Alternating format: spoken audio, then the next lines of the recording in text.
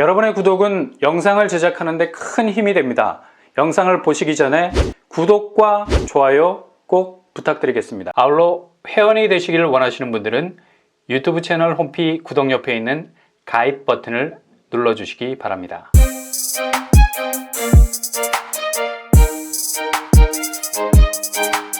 안녕하세요, 뻔뻔한 먹덕방입니다. 5월 6월 확실한 서울 수도권 반값 아파트 어디가 있을까요? 5월 24일 특별 공급을 시작으로 본격 청약 접수에 들어가는 금강 펜트리움 더 시글로 분양가가 나왔죠. 58제곱 최고가 기준 4억 800만 원입니다. 동탄 디에트르 분양가와 비교하면 살짝 아쉬운 분양가죠. 소형 평수인데도 불구하고 약간 가격이 세다는 느낌. 근데 인근 비슷한 면적의 아파트에 비하면 확실한 가격 경쟁력을 가지고 있죠. 동탄역 대방 DMCT 더 센텀이 최근 8억 6천만 원에 거래가 됐습니다. 이렇게 되면 금강 펜트리움 더 시글로는 확실한 반값 아파트가 되는 겁니다. 이곳은 동탄 테크노밸리 중심에 지어지죠. 주변에 삼성전자 화성 캠퍼스를 비롯한 상주하고 있는 수많은 산업단지를 배후로 두고 있습니다. 단지 규모 지하 4층에서 지상 38층, 아파트 380가구, 오피스텔 132실을 분양하게 됩니다. 평형은 아파트가 52제곱, 59제곱, 오피스텔은 45제곱으로 구성이 되어 있습니다. 교통입지 동탄역이 걸어서 20분 정도. 금강 펜트리움 더 시글로는 지역 장벽 없습니다. 화성 2년 30%, 경기 2년 20%, 서울 수도권 50% 기회가 돌아갑니다. 죄다 소형 평수라 추첨제가 없는 것이 아쉬운 부분입니다. 100% 가점제입니다. 다음으로 과천에서 나오는 분양단지 6월에 나올 예정이죠. 이곳 역시도 반값 분양가의 면모를 그대로 보일 겁니다. 바로 과천 지정타 S8블록입니다. 단지 규모 지하 1층에서 32층 5개 동 총 659세대가 공급이 됩니다. 이 중 일반 분양이 318세대. 과천 지정타 S8의 최대 장점, 공공분양이지만 자선여건과 소득요건을 보지 않는다. 이유는 바로 모든 평형이 60제곱 이상, 평형 스타일 7호제곱에서 8호제곱미터로 구성이 되어 있습니다. 지역 청약 장벽도 없습니다. 과천 30, 경기 20, 서울 수도권 50 비율로 당첨자를 뽑습니다. 교통환경, 지하철 과천 지식정보타운역과 제일 가깝죠. 분양가는 59제곱 5억 3천선, 84제곱 7억 6천선 예상해 볼 수 있습니다. 주변 시세, 과천 웨이버필드 19억을 찍고 있네요. 확실한 반값 아파트를 넘어서는 위력을 보여줄 것 같습니다. 과천과 쌍벽을 이룰 강동구의 확실한 반값 아파트 고독강일지구 이편한 세상 어반브릿지 6월에 등장합니다. 단지 사이즈 지상 27층 총 6개 동으로 구성이 되죠. 평형은 84제곱 415세대, 101제곱 178세대 총 593가구를 분양합니다. 101제곱미터 50% 추첨제 물량이 있고요. 교통환경 강일역 개통으로 도보로 10분 내외면 닿을 수 있는 초역세권역이 되어 있습니다.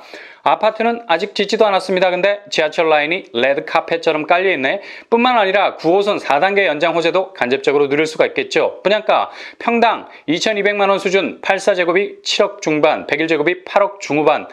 걱정 마십시오. 9억 안 넘을 겁니다. 제1풍경채 학습 효과로 인해서 그 원성을 어떻게 감당하려고. 조정된 분양가 상한제 적용될 듯합니다. 주변 시세 고덕그라시움 30평대가 16억의 시세를 형성하고 있습니다. 다이어트된 분양가로 나오기 때문에 확실한 반값 아파트의 면모를 보일 겁니다. 이런 매력적인 반값 아파트로 업그레이드될 서울의 정비 사업지들도 있죠. 이런 것들도 평소에 눈여겨보셔야 됩니다. 죽순 수준에서 지켜보다가 대나무로 쑥쑥 커가는 시기에 뽑으셔야 하기 때문이죠. 5월 14일 서울시가 전격적으로 도남 6구역에 대해서 재개발 사업 건축계획안을 통과시켰습니다. 재개발 단계에서 건축계획안을 통과시키는 것이 쉬워 보이지만 결코 그렇지 않습니다. 재수는 필수, 삼수는 선택, 사수는 운명이라는 말이 있듯이 재개발 구역이 건축계획안을 통과시키는 것은 상당히 까다로운 심의 과정이 있기 때문에 여러 번 고배를 마셔야 하는 경우도 있습니다. 이번 도남 6구역 재개발 계획안이 원샷 원킬 한 번에 통과되는 바람에 정비 사업의 속도는 더욱 스피드업 될 전망입니다. 도남동 쪽을 가보시면 알겠지만 은근 낙후 살짝 침체된 분위기를 단번에 읽을 수 있죠. 서울에 이런 데도 있었나? 라는 생각이 들 수 있을 정도로 오래된 스틸 사진 같은 광경도 쏙쏙 눈에 들어오곤 합니다. 주변 기름 뉴타운과 미아 뉴타운이 한창 개발의 속도를 내면서 주변 분위기를 분골쇄신하고 있는 사이 도남동 지역은 상대적으로 그 낙후성을 전혀 갈아엎지 못했던 지지부진한 모습이 많았습니다. 근데 이번 도남 6구역 재개발 사업이 확실하게 탄력을 받으면서 주변 뉴타운과의 개발 시너지를 일으킬 수 있는 계기를 마련하게 됐습니다. 도남 6구역은 단지 규모가 지하 5층에서 지상 25층 규모 총 889가구, 임대 161가구, 분양 728가구로 구성이 됩니다. 교통환경은 지하철 4호선 기름역이 직선거리로 대략 400m 정도 떨어져 있습니다. 꽤 가까운 거리에 기름역이 위치해 있죠. 일단 기름역 주변으로 깔려있는 현대백화점, 이마트 등등 생활 인프라를 자연스럽게 흡수할 수 있는 입지를 가지고 있죠. 단지 주변으로는 초중고가 횡대로 포진하고 있네요. 얘네들은 무슨 군대 사회를 하고 있는지 매원초, 고명중 그리고 고명 외식고가 VIP를 맞아들이기 위해서 정렬하고 있는 학군의 형세를 이루고 있습니다. 도남 6구역 뒤편으로는 개운산이 실질적인 도심의 허파 역할을 감당하고 있고요. 숲새도 괜찮을 것 같이 보이네요. 이렇게 도남 6구역은 은근 쏠쏠한 입지를 가진 재개발 지역으로 자리를 잡을 것 같습니다. 분양가는 지난해 7월에 기름 뉴타운 포지션에서 분양을 했던 기름역 롯데캐슬 트윈골드가 5구제곱이 6억 원대였습니다. 도남동 쪽이 상대적으로 밸류에이션이 저평가되어 있죠. 분양가 상한제가 확실하게 적용됩니다. 도남 6구역은 올 하반기에 일군 브랜드 시공사가 들어올 가능성이 높아 보이고요. 확실한 반값 아파트로서 분양시장에 나올 듯합니다. 그리고 눈여겨보셔야 할 재건축 단지가 또 있죠. 도남동과 비슷한 분위기였지만 근래 확실히 다른 면모를 보이고 있는 자양동입니다. 서울 한강변 노후주택 밀집지역이라는 꼬리표를 늘 붙이고 다녔던 서울의 대표적인 은근 낙후지역이죠. 그러나 자양동의 얼굴색이 노안에서 동안으로 바뀌고 있어. 자양동 내 재건축과 리모델링 사업이 액티브하게 진행이 되고 있기 때문입니다. 이렇게 정비 사업이 활발하게 추진되면서 자양동의 입지가 다시 한번 주목을 받게 됐죠. 자양동의 입지는 딱 두 가지. 첫째, 강남 접근성이 좋다. 이게 크리티컬, 결정적인 면이죠. 강을 건너면 잠실을 마주하고 있을 뿐만 아니라 이런 루트를 통해서 강남으로 쉽게 흘러 들어갈 수 있기 때문입니다. 둘째, 한강변을 접하고 있다. 위치가 강변에 접해 있어서 일단 고층 아파트가 들어서게 되면 한강뷰 프리미엄은 자연스럽게 붙어버릴 수밖에 없는 유력 배후 단지가 되는 겁니다. 최근에 이런 분위기를 힘입어서 자양 1구역을 정비 사업했던 롯데캐슬 리버파크 시그니처가 분양을 했었죠. 작년 8월인데요. 최고 경쟁률이 781대 1을 기록했습니다.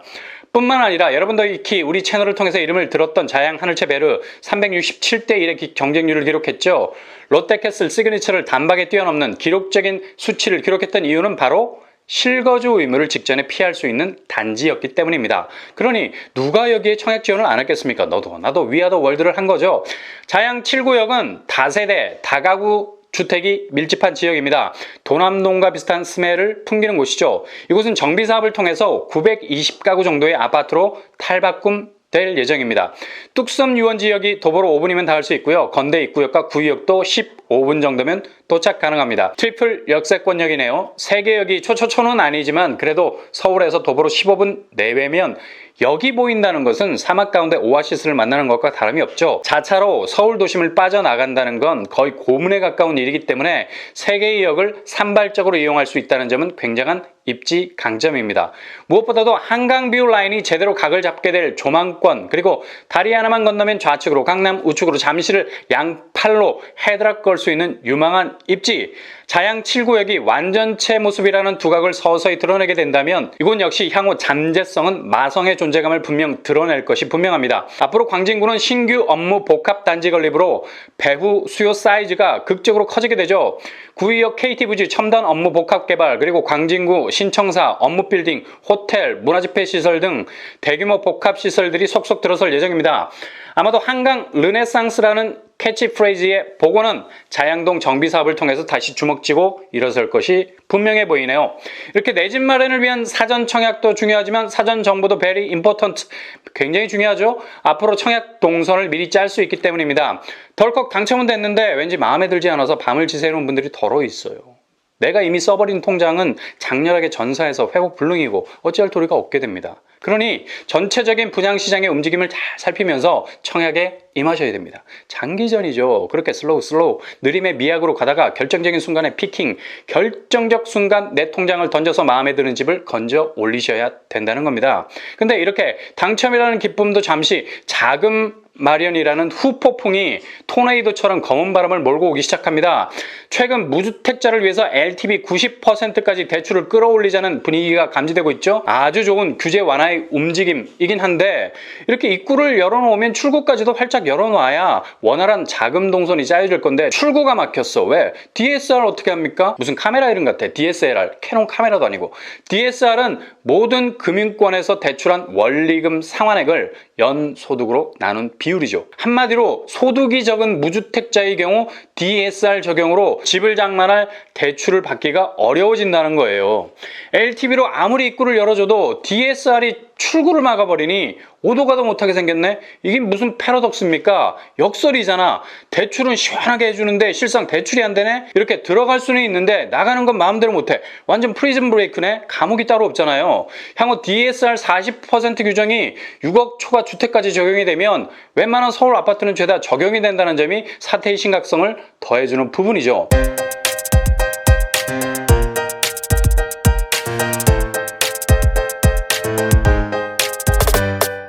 그러니 금융 안정화를 위한 대출 규제는 필요한 조치이지만 무주택자의 경우 자금 마련이라는 중요한 아킬레스건이 될 수 있기 때문에 이 부분에 대한 고려 또는 수정이 꼭 필요하다고 봅니다. 부디 예외적인 규정을 두어서 무주택 실수요자들에게는 유연한 LTV, DSR 적용이 우선되었으면 좋겠습니다. 이상으로 뻔뻔한 복덕방을 마치겠습니다. 구독과 좋아요 부탁드립니다. 감사합니다.